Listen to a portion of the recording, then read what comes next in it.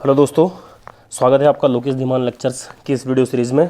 तो आज हम लेक्चर कंटिन्यू करने वाला है अपना, जो भी हमने लास्ट टॉपिक्स पढ़े हैं। आरबीसी पढ़ी है ब्लड के अंदर, तो आरबीसी के बाद में अब नया टॉपिक पढ़ने वाले हैं हम डब्ल्यूबीसी, जो ब्लड की सेल्स हम पढ़ रहे हैं कंटिन्यू। तो आज का लेक्चर हम कंप्लीट पढ़ने वाले हैं। जितना भी कोई कन्फ्यूजन है डब्ल्यूबीसी के रिगार्डिंग, वो सब का सब क्लियर होने वाला है। तो आज पढ़ना शुरू करते हैं। डब्ल्यूबीसी मतलब वाइट ब्लड सेल्स, जो ब्लड के अंदर प्रेजेंट होती है। उससे पहले कुछ क्वेश्चन ले लेते हैं। क्वेश्चन, सबसे पहला क्वेश्चन है, horseshoe shape cells is known as, option दिए हुए हैं।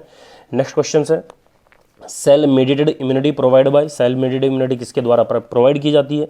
लास्ट क्वेश्चन है, maximum number of WBC are, maximum number WBC की कौन सी टाइप्स की सेल्स होती हैं, मतलब जो डब्ल्यूबीसी की टाइप्स की सेल्स हैं वो कौन से डब्ल्यूबीसी सबसे ज़्यादा मैक्सिमम प्रेजेंट होती हैं। न्यूट्रोफिल्स, इसिनोफिल्स, मोनोसाइट्स या फिर लिम्फोसाइट्स, ये कुछ ऑप्शंस हैं। तो जो भी आपको आंसर लगते हैं वो अपने आंसर शीट में लिख के रखिए और देखते हैं कि आपके आंसर कितने सही हैं। अगर नहीं आपको पता है तो एक बार भी ये लेक्चर पढ़ेंगे तो एक कंप्लीट नॉलेज आपको हो जाएगी। तो सबसे पहले पढ़ना शुरू करते हैं डब्ल्यूबीसी के बारे में या फिर वाइट ब्लड सेल्स के बारे में। तो जैसे कि हमने लास्ट लेक्चर में पढ़ा है कि किसी भी ब्लड को हम जब ड्रेन कर लेते हैं, टेस्ट ट्यूब में लेते हैं, तो वो अलग अलग पार्ट में डिवाइड हो जाता है। तो सबसे डाउन जो सेटल डाउन सेल्स होती हैं, जो रेड कलर की होती हैं, उन्हें हम आरबीसी बोला करते हैं। और उसके ऊपर जो भी ये ब्लैक कलर की, ये येलो कलर की स्ट्रक्चर यहाँ पे होती है ऊपर, जो लिक्विड मटेरियल होता है, उसे हम ब्लड प्लाज्मा बोला करते हैं। और ब्लड प्लाज्मा और रेड सेल्स के बीच में एक वाइट लाइन दिखाई देती है जिसे बफी कोड बोलते हैं, जिसमें डब्ल्यूबीसी और प्लेटलेट प्रेजेंट होते हैं। ये ऑलरेडी हमने डिस्कस किया है। तो आरबीसी के बारे में कंप्लीट लेक्चर हमने ऑलरेडी लास्ट लिया है, तो उसका लिंक डिस्क्रिप्शन में है, आप उसको पढ़िए ज़रूर, क्योंकि बहुत इंपॉर्टेंट नॉलेज वहाँ पे गेन आपको हो सकती है। तो शुरुआत कर रहे हैं हम। WBC is also known as leukocytes. Leuko मतलब होता है वाइट, वाइट कलर यूज़ करते हैं, और साइट्स मतलब सेल्स, मतलब एक ऐसी सेल्स जो वाइट कलर की होती है। हालांकि बात यह है कि डब्ल्यूबीसी जो यहाँ पे बीफी कोड यहाँ पे प्रेजेंट होता है, इसका कोई भी कलर होता नहीं है, ट्रांसपेरेंट कलर की होती है। लेकिन ये जब ट्रांसपेरेंट की कलर, जिसका कोई भी कलर नहीं, अगर वो सेल्स आपस में कलेक्ट हो जाए तो एक वाइटिश अपीयरेंस देती हैं। कोई कलर नहीं है, लेकिन वो जब सेल्स आपस में सब मिल जाएंगे एक साथ, तो ऐसी अपीयरेंस देंगे जैसे कोई वाइट कलर हो। तो इसलिए इसको बोलते हैं ल्यूकोसाइट्स। ल्यूको मतलब वाइट, साइट्स मतलब cells. These cells are immune cells. इनका जो फंक्शन होता है, वो फंक्शन क्या होता है, इम्यूनिटी प्रोवाइड कराने के लिए प्रोटेक्ट करती हैं अगेंस्ट इन्फेक्टियस डिजीज़। कोई भी इन्फेक्टियस डिजीज़ हो, कोई भी इन्फेक्टियस एंटीजन्स हो, उसके अगेंस्ट में काम करती हैं। साथ साथ में फॉरेन इन्वेडर्स, कोई भी बाहर से आने वाली फॉरेन बॉडी होती है, उसके अगेंस्ट में काम करती हैं। या फिर फैगोसाइटिक का नाम आपने सुना होगा, उसके लिए रिस्पॉन्सिबल कौन है, डब्ल्यूबीसी है। आगे बात करने वाले हैं कैसे काम करती है। नेक्स्ट पॉइंट है, these cells are produce and divided from haemopoietic stem cells. ये बहुत इंपॉर्टेंट पॉइंट है कि डब्ल्यूबीसी का फॉर्मेशन कहाँ से होता है। डब्ल्यूबीसी का फॉर्मेशन होता है हीमेटोपोइटिक। हीमेटो मतलब ब्लड के रिगार्डिंग, ब्लड सेल्स के रिगार्डिंग, पोइटिक मतलब फॉर्मेशन करने वाली, और ये स्टेम सेल्स, और ये प्रेजेंट कहाँ पे होती है, बोन मैरो के अंदर। तो बोन मैरो के अंदर हीमेटोपोइटिक स्टेम सेल्स प्रेजेंट हुआ करती है, जिनका फंक्शन है डब्ल्यूबीसी को प्रोड्यूस करना। नेक्स्ट पॉइंट है, डब्ल्यूबीसी आर कलरलेस। जैसे हमने ऑलरेडी भी डिस्कस किया है कि ये कलरलेस टाइप की सेल्स होती हैं, जो आपस में इकट्ठी हो जाती हैं तो वाइट अपीयरेंस देती हैं, इसलिए उनको ल्यूकोसाइट्स बोलते हैं। लेकिन ये कलरलेस है, पहला पॉइंट है। और दूसरा पॉइंट है, न्यूक्लिएटेड सेल्स हैं। देखो, जब हम आरबीसी हमने पढ़ी है, उसमें पढ़ा है कि आरबीसी का कलर रेड कलर होता है, जो ब्लड को रेड देने का कलर काम करना करता है। उसमें हीमोग्लोबिन पढ़ा, हीमोग्लोबिन की स्ट्रक्चर पढ़ी, जो रेड कलर देने वाली स्ट्रक्चर है, वो सब कुछ पढ़ा है हमने उसमें। तो लेकिन डब्ल्यूबीसी कैसी है, कलरलेस सेल्स हैं। और नया पॉइंट है, न्यूक्लिएटेड सेल्स हैं। आरबीसी नॉन न्यूक्लिएटेड होती हैं जब वो मैच्योर हो जाती हैं। इमेच्योर होने के टाइम आरबीसी भी नॉन न्यूक्लिएटेड होती हैं, लेकिन जब वो मैच्योर हो जाती है तब वो नॉन न्यूक्लिएटेड होती हैं, मतलब उनमें कोई भी न्यूक्लियस प्रेजेंट नहीं होता। लेकिन डब्ल्यूबीसी में क्या होती है, न्यूक्लिएटेड सेल्स हैं, इनके अंदर न्यूक्लियस प्रेजेंट होता है। उसके बाद बात करते हैं काउंट्स की, कि डब्ल्यूबीसी काउंट कितना होता है। डब्ल्यूबीसी काउंट कितना होता है, 4000 to 11,000, यानी कि 4000 से 11,000 पर माइक्रोलीटर, या फिर आपने कहीं लिखा देखा होगा ml cube, mm cube, mm mm का लिखा होगा, या फिर आपने या फिर माइक्रोलीटर इसकी यूनिट हुआ करती है। जैसे हमने आरबीसी का काउंट भी वहाँ पे पढ़ा था, 5.8 मिलियन पर माइक्रोलीटर। ऐसे यहाँ पे माइक्रोलीटर में कितना है, 4000 से 11,000 माइक्रोलीटर। अब आरबीसी डब्ल्यूबीसी का जब हम परसेंटेज पढ़ रहे हैं, इन दोनों का रेशियो कितना होता है, तो रेशो कहीं गुना ज़्यादा है, क्योंकि आरबीसी कहीं गुना ज़्यादा होती हैं डब्ल्यूबीसी के कंपेयर में। और ये कितना रेशियो है, 700:1। इतना ये हमने रेशो पढ़ लिया कि 7:1 होता है। तो ये इंपॉर्टेंट पॉइंट है, ये भी इनको आप ध्यान में रखें ज़रूर। नेक्स्ट हम पढ़ रहे हैं कि जब WBC है कि WBC को हम अलग अलग पार्ट में हम डिवाइड करते हैं, क्योंकि WBC जब ये 4000 से 11000 की होती हैं ये पर माइक्रोलीटर। अब इनको डिफ्रेंशिएट करना ज़रूरी है, क्योंकि जो WBC हैं वाइट कलर की हैं, लेकिन इनकी स्ट्रक्चर अलग अलग हुआ करती है। काम ये सेम करती हैं फैगोसाइटोसिस का या फिर इन्फेक्टियस एजेंट के अगेंस्ट में फाइट करने का, लेकिन इनकी स्ट्रक्चर क्या होती है, थोड़ी सी अलग अलग होती है। और इसी स्ट्रक्चर के बेस पे इनको WBC को हम डिवाइड कर लेते हैं। तो कुछ सेल्स ऐसी होती हैं जिसपे कुछ ग्रेन्यूल्स प्रेजेंट होता है। ग्रेन्यूल्स मतलब कुछ केमिकल फिल्ड वेसिकल्स होती हैं। एक ऐसी वेसिकल्स या ऐसी खाली एक सैक लाइक स्ट्रक्चर जो वेसिकल्स जो प्रेजेंट होती है किसी भी सेल्स की सरफेस पे, WBC पे प्रेजेंट होती हैं, जो ट्रांसपेरेंट और न्यूक्लिएटेड है। तो हालांकि ये कोई कलर नहीं होता, जैसे इसमें कलर डिनोट किया हुआ है, ये सिर्फ डिफ्रेंशिएट करने के लिए किया गया है। जिन सेल्स की सरफेस पे ये ग्रेन्यूल्स प्रेजेंट होते हैं उन्हें बोलते हैं ग्रेन्युलोसाइट्स। और जिन सेल्स की सरफेस पे कोई भी ग्रेन्यूल्स या फिर केमिकल फील्ड वेसिकल्स प्रेजेंट नहीं होते उन्हें क्या बोलते हैं, अग्रेन्युलोसाइट्स। ग्रेन्यूल्स प्रेजेंट है तो ग्रेन्यूल्स साइट। मतलब अब जब हम ग्रेन्युलोसाइट्स को डिवाइड करते हैं तो ग्रेन्युलोसाइट्स को हम डिवाइड करते हैं 3 टाइप की सेल्स में, जिसपे ग्रेन्यूल्स, देखो यहाँ पे ये सेल्स दिखाई दे रही हैं, तीनों पे ग्रेन्यूल्स प्रेजेंट है। तो इनको क्या बोलते हैं हम, न्यूट्रोफिल्स, इसिनोफिल्स एंड बेसोफिल्स। अब इन सभी सेल्स पे ग्रेन्यूल्स प्रेजेंट होती हैं, तो इनको भी अलग अलग पार्ट में डिवाइड करना जरूरी है। अग्रेनुलोसाइट्स को हमने डिवाइड किया मोनोसाइट्स और लिम्फोसाइट्स में, इन पे कोई भी ग्रेन्यूल्स प्रेजेंट नहीं है, इनको भी डिवाइड, ये भी अलग अलग टाइप की सेल्स होती हैं। तो यहाँ पे क्या देखा जाता है कि जो भी ग्रेनुलोसाइट्स हैं, जिन सेल्स की सरफेस पे ग्रेन्यूल्स प्रेजेंट है, वो भी अलग अलग टाइप की सेल्स हैं। और वो अलग अलग टाइप की सेल्स को डिफ्रेंशिएट करने के लिए क्या करना पड़ेगा, क्योंकि ग्रेन्यूल्स तो यहाँ पे आपको सबको दिखाई दे रहा होगा, तो इसको डिफ्रेंशिएट करने के लिए क्या किया गया, इनको कलर दिया गया या फिर स्टेनिंग टेक्निक यूज़ की। और वो स्टेनिंग टेक्निक से क्या हुआ कि कुछ सेल्स को एसिडिक डाई रिटेन करती हैं, कुछ सेल्स अल्कलाइन डाई रिसीव करती हैं, लेकिन कुछ सेल्स ऐसी होती हैं जिन पे कोई भी डाई काम नहीं करती। जैसे यहाँ की आप देखिए बेसोफिल्स को देखो, तो जब इनको डाई दी जाती है तो ये कौन सी डाई को रिसीव करती हैं, वो ये डाई को रिसीव करती हैं। देखो यहाँ पे इसका जैसे इसका नाम लिखा हुआ है बेसोफिल्स। बेसो मतलब बेस मतलब एल्कलाइन, फिलिक मतलब होती है लविंग, लव करने वाली। तो बेसोफिलिक वो सेल्स या वो ग्रेन्यूल्स जो बेस को एक्सेप्ट करते हो, और बेस का कलर कैसा होता है, ब्लू, जैसे यहाँ पे दिखाई दे रहा है। तो ब्लू कलर की सेल्स यहाँ पे बन जाती हैं। जो सेल्स का कलर हो जाएगा स्टेनिंग टेक्निक से, वो कैसा हो जाएगा, ब्लू कलर का। और ये उसके बाद है इसिनोफिल्स एक ऐसी टाइप की सेल्स, इसिनोफिल्स इसलिए बोला जाता है इनको क्योंकि इसिनो का मतलब होता है एसिडिक, एसिड को लव करने वाली, एसिडोफिलिक या फिर इसिनोफिलिक बोलते हैं। मतलब उन पे ग्रेन्यूल्स प्रेजेंट है, लेकिन वो जो कलर रिसीव करती हैं वो कलर कैसा रिसीव करती हैं, रेड। और जबकि बेसोफिल्स कैसी कलर रिसीव कर रही थी, ब्लू। इसलिए इसको इसिनोफिल्स बोला जाता है, कलर के बेस पे जब डिवाइडेशन हो रहा है।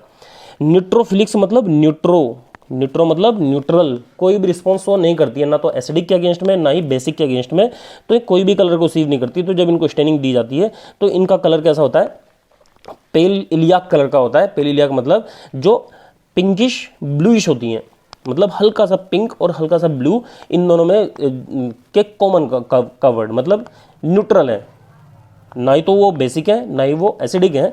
जबकि कैसी हैं, पेल इलियाक कलर में कन्वर्ट हो जाती हैं, मतलब पिंकिश ब्लू में कन्वर्ट हो जाती हैं। साथ में जो डिवाइड किया गया है, एक तो कलर के बेस पे डिवाइड किया जा रहा है, आप देख रहे होंगे यहाँ पे, और एक डिवाइड किया जा रहा है इनकी DNA स्ट्रक्चर के बेस पे। तो यहाँ से सेल्स को का डायग्राम देके पूछा जाता है कि ये सेल्स कौन सी होगी। तो आप यहाँ पे देखिए न्यूट्रोफिल्स का मतलब इसमें यहाँ पे कुछ अंदर ये DNA प्रेजेंट है, या फिर न्यूक्लियस जो प्रेजेंट है ये नंबर्स में प्रेजेंट होता है। मतलब 2 से 5 तक, 2 to 5 न्यूक्लियस यहाँ पे हो सकते हैं, और ये आपस में लिंक रहते हैं एक बहुत थिन स्ट्रैंड से। न्यूक्लिक मटेरियल ये होता है ये, आप देखो ग्रीन कलर की स्ट्रक्चर यहाँ पे दिखाई दे रही है, 3 यहाँ पे न्यूक्लियस बनाए हुए हैं। तो 3 न्यूक्लियस अटैच किसके साथ में, एक थिन स्ट्रक्चर होती है, न्यूक्लियक स्ट्रक्चर ही होती है। जबकि इसिनोफिल्स में 2 लोब्स प्रेजेंट होते हैं यहाँ पे न्यूक्लियस के, और ये अटैच होता है थिक जेनेटिक मटेरियल के साथ में। ये स्ट्रक्चर है, 2 न्यूक्लियस के लोब दिखाई दे रहे हैं और साथ में अटैच है, ये जो स्ट्रक्चर आपको दिखाई दे रही है ब्लू कलर की, इसके साथ में अटैच है। नया पॉइंट है कि बेसोफिल्स की जो स्ट्रक्चर यहाँ पे दिखाई दे रही है ये डिवाइडेड हो रही है, 2 लोब्यूल्स इसमें न्यूक्लियस में दिखाई दे रहे हैं, जिसका कलर ब्लू है। तो इस तरह से डिवाइड किए जाते हैं, जिसको ग्रेनुलोसाइट्स हम बोलते हैं। अग्रेनुलोसाइट्स, मोनोसाइट्स या लिम्फोसाइट्स, आपको पता है इस पे कोई भी ग्रेन्यूल्स प्रेजेंट नहीं है, लेकिन मोनोसाइट्स के जब न्यूक्लियस देखा जाता है ये ऐसे देखा जाता है जैसे किडनी शेप का हो, किडनी के शेप का या फिर हॉर्सशू शेप का न्यूक्लियस यहाँ पे दिखाई देता है। तो इस सेल्स को भी हम क्या बोलते हैं, हॉर्सशू शेप या फिर किडनी शेप सेल्स, क्योंकि इसका जेनेटिक मटीरियल ही इसी शेप का है। नेक्स्ट पढ़ रहे हैं हम लिम्फोसाइट्स। लिम्फोसाइट्स का जो न्यूक्लियस होता है वो लगभग सराउंडिंग में होता है, लेकिन इसके सराउंडिंग में एक मेम्ब्रेन दिखाई देती है और ये लगभग गोल जैसा दिखाई देता है, सराउंडिंग में गोल जैसा दिखाई देता है लिम्फोसाइट्स का, क्योंकि ये लिम्फ में ज़्यादा प्रेजेंट होती है, इसलिए बोलते हैं इसको लिम्फोसाइट्स। अब ये लिम्फोसाइट्स दो टाइप की सेल्स में डिवाइड होती है, T lymphocytes and B lymphocytes. T lymphocytes वो लिम्फोसाइट्स होती हैं जिनका मैच्योरेशन थाइमस ग्लैंड में हुआ करता है। थाइमस मतलब टी मतलब टी लिम्फोसाइट्स, और वो सेल्स जिनका मैच्योरेशन बोन मैरो में हुआ करता है उन्हें बोलते हैं बी लिम्फोसाइट्स। आपने क्लासिफिकेशन पढ़ा है तो उसको याद करने का एक ट्रिक अपना लेते हैं इसको याद करने के लिए। क्या है MLA? MLA मतलब आपने देखा होगा कि आपके एरिया में कुछ MLA मंत्री हुआ करते हैं या फिर विधायक। MLA मतलब मोनोसाइट्स, लिम्फोसाइट्स, और ये दोनों की एक कैटेगरी कौन सी है, इन्हीं को बोलते हैं अग्रेनुलोसाइट्स। तो आप M for monocytes, L for lymphocytes and A for agranulocytes. तो MLA मतलब एक कैटेगरी अलग से हो गई सेपरेट, और उसके बाद में ग्रेनुलोसाइट्स की जो बची सेल्स हैं, जितनी भी सेल्स बची हैं वो सारी ग्रेनुलोसाइट्स की हो गई। समझ आ रहा है? अब पढ़ रहे हैं ग्रेनुलोसाइट्स, जैसे हमने ऑलरेडी डिस्कस कर लिया है, they contain chemical field cytoplasmic granules, क्योंकि जो वो सेल्स जो केमिकल फिल्ड साइटोप्लाज्मिक ग्रेन्यूल्स रखती हैं, वेसिकल्स रखती हैं, उनको ग्रेनुलोसाइट्स बोलते हैं, जैसे हमने डिस्कस कर लिया है। After staining each cells differentiate into different colour, staining के बाद में अलग अलग कलर में डिवाइड हो जाती हैं, इसलिए इनको ग्रेनुलोसाइट्स बोलते हैं, क्योंकि डिफरेंशिएट हो जाएंगे अलग अलग कलर में, इनके ग्रेन्यूल्स ही डिवाइड होते हैं। नेक्स्ट पॉइंट है अकर मोर देन ग्रेनुलोसाइट्स। तो ग्रेनुलोसाइट्स ल्यूकोस जो ग्रेनुलोसाइट्स होती हैं उनके नंबर ज़्यादा होते हैं इन कंपेयर टू अग्रेनुलोसाइट्स। अब पढ़ते हैं न्यूट्रोफिल्स। न्यूट्रोफिल्स में पहला पॉइंट लिखा है granules do not strongly attach either acidic और ब्लू, जैसे हमने बात की थी। तो इसका कलर कैसा होगा, वो न्यूट्रल लविंग होती है न्यूट्रोफिल्स, इसलिए उनको हम बोलते हैं फिलिक, मतलब लव करने वाली, न्यूट्रल लविंग होती है, इसलिए उसका पेल इलिया या फिर पिंकिश पिंक ब्लूइश कलर का ये कलर हुआ करता है, ब्लू पर्पल जैसा कलर होता है, जिससे पेल इलिया कैसा ही है सेम। नेक्स्ट पॉइंट है न्यूक्लियस हैव 2 to 5 लोब्स। जैसे हमने डिस्कस किया है कि जो न्यूट्रोफिल्स होती हैं जिनके लोब्स कितने होते हैं, 2 to 5 लोब्स होते हैं, जो अटैच होते हैं एक थिन जेनेटिक मटेरियल, एक थिन स्टैंड के साथ में, जिस न्यूक्लिक मटेरियल होता है। WBC के नंबर हैं वो कितने हैं, 60 to 70% ऑफ ऑल WBC, मतलब जितनी भी WBC होती हैं उनमें सबसे ज़्यादा जो प्रेजेंट WBC है वो कौन सी है, न्यूट्रोफिल्स होती है। तो ये पॉइंट ध्यान में रखने वाला भाई आप लोगों के लिए। नेक्स्ट पॉइंट है स्मॉलेस्ट ग्रेन्युलोसाइट्स कौन सी हैं, वो भी न्यूट्रोफिल्स है। मतलब 2 पॉइंट हो गए, सबसे स्मॉलेस्ट कौन सी है, न्यूट्रोफिल्स होगी, लेकिन सबसे ज़्यादा प्रेजेंट होने वाली कौन सी है, वो भी न्यूट्रोफिल्स ही है। तो 2 पॉइंट क्लियर हो गए न्यूट्रोफिल्स के रिगार्डिंग, कि सबसे छोटी भी यही है और नंबर्स में भी ज़्यादा यही प्रेजेंट होती है। उसके बाद है फर्स्ट लाइन डिफेंस, जो अटैक करने आती है, कभी भी इन्फेक्शन आने वाला होता है तो सबसे पहले जो अटैक करने का काम करेगी वो कौन करेगी, न्यूट्रोफिल्स करेगी। नेक्स्ट पॉइंट है इसिनोफिल्स। जो इसिनोफिल सेल्स हैं वो कैसी सेल्स होती हैं, क्योंकि इसिनो मतलब होता है एसिडिक, एसिडिक मतलब रेड ऑरेंज कलर की होती हैं, और जो डाई को रिसीव करती हैं, कौन सी डाई को रिसीव करती हैं, एसिडिक डाई को रिसीव करती हैं। टोटल WBC का 2 to 4% सभी WBC का परसेंटेज इसिनोफिल्स काउंट करती है, मतलब कम होती है नंबर्स में। Responsible for allergic reaction and parasitic inflammation, क्योंकि जो ये रिस्पॉन्स करती हैं वो कैसा रिस्पॉन्स करती हैं, एलर्जिक रिस्पॉन्स, एलर्जी के अगेंस्ट में। जैसे कि आपने अस्थमा सिचुएशन पढ़ी, कोई भी एलर्जिक रिएक्शन या फिर हाइपर सेंसिटिविटी रिएक्शन या फिर हाइपर एलर्जिक सिचुएशन कभी भी होती है तो उसमें इसिनोफिल्स का नंबर बढ़ा हुआ देखा जाता है, या फिर कोई भी पैरासाइटिक इन्फ्लामेशन हो रहा हो उसमें इसिनोफिल्स अटैक करती है, सबसे पहले आगे काम ये करती है, ये रिस्पॉन्सिबल होती है। नेक्स्ट सेल्स है बेसोफिल्स। बेसोफिल्स के भी नंबर बहुत कम होते हैं, और सभी जितनी भी WBC होती है उसमें जो सबसे कम WBC मिलेगी वो कौन सी मिलेगी, बेसोफिल्स, और उसका परसेंटेज कितना है 0.5 to 1%, इतना देखा जाता है सभी WBC कैटेगरी में। नेक्स्ट पॉइंट है दे स्टेन विद ब्लू या फिर पर्पल कलर, क्योंकि ये बेसिक डाई को रिसीव करती है, इसलिए जो कलर होगा वो कैसा होगा, ब्लू पर्पल कलर का होगा। नेक्स्ट पॉइंट है रिस्पॉन्सिबल इन हीलिंग प्रोसेस। ये किस में हेल्प करती है? हीलिंग प्रोसेस में हेल्प करने वाली जो सेल्स है वो कौन है? बेसोफिल्स। हालांकि बेसोफिल्स एलर्जिक रिएक्शन में भी रोल प्ले करती है, लेकिन मास्ट सेल्स भी रिस्पॉन्स प्ले करती है एलर्जिक रिएक्शन में, लेकिन जो मोस्ट ऑफ काम है वो किसका है? इसिनोफिल्स का। अग्रेनुलोसाइट्स, अग्रेनुलोसाइट्स मतलब सेल्स या immune cells does not have any granules on their surface, उसकी सेल्स की सरफेस पे कोई भी ग्रेन्यूल्स प्रेजेंट नहीं होता, इसलिए अग्रेनुलोसाइट्स बोलते हैं। इसकी पहली सेल्स पढ़ी है हमने मोनोसाइट्स। मोनोसाइट्स मतलब लार्जेस्ट WBC, सबसे ज़्यादा नंबर्स में हमने न्यूट्रोफिल्स पढ़ी है, लेकिन वो WBC जिसका साइज सबसे ज़्यादा बड़ा हुआ करता है, लार्जेस्ट WBC का नाम क्या है? मोनोसाइट्स। तो डिफरेंस इसको ध्यान से रखो, समझ में कंफ्यूज नहीं होना है। मोनोसाइट्स मतलब लार्जेस्ट WBC है। नया पॉइंट है nucleus present with kidney shape या फिर हॉर्सू शेप। ये पॉइंट ऑलरेडी डिस्कस कर लिया हमने। जो मोनोसाइट्स होती हैं उनका न्यूक्लियक मटेरियल किडनी शेप या फिर हॉर्सू शेप का हुआ करता है। They can migrate from blood to tissue where they enlarge and differentiate into macrophages. ये सेल्स ब्लड से निकल के बाहर टिश्यू के पास में आ जाया करती हैं कुछ, और वहीं से न्यूट्रिशन लेने के बाद में ग्रो होती रहती हैं, और जब ये साइज में ग्रो हो जाती हैं इनको बोलते हैं मैक्रोफेजेस। और ये मैक्रोफेजेस दो टाइप की होती हैं। कुछ माइक्रोफेजेस ऐसी होती हैं जो टिश्यू के अंदर ही फिक्स रह के वहाँ पे काम करती हैं, उनको बोलते हैं fix macrophages. They lie in a particular tissue, किसी भी पर्टिकुलर टिश्यू में रहती हैं और वहाँ पे अपना काम करती रहती हैं, जैसे कि एल्वेलार मैक्रोफेजेस और स्प्लीन मैक्रोफेजेस का नाम हमने पढ़ा है। और स्प्लीन मैक्रोफेजेस का हमने फंक्शन पढ़ा था RBC के रिगार्डिंग ही, वो भी आप RBC वाले लेक्चर में देख सकते हो भाई। और कुछ मैक्रोफेजेस ऐसी होती हैं या फिर कुछ मोनोसाइट्स ऐसी होती हैं जो वंडरिंग टेंडेंसी होती है, जो एक जगह से दूसरी जगह पे जा सकती हैं।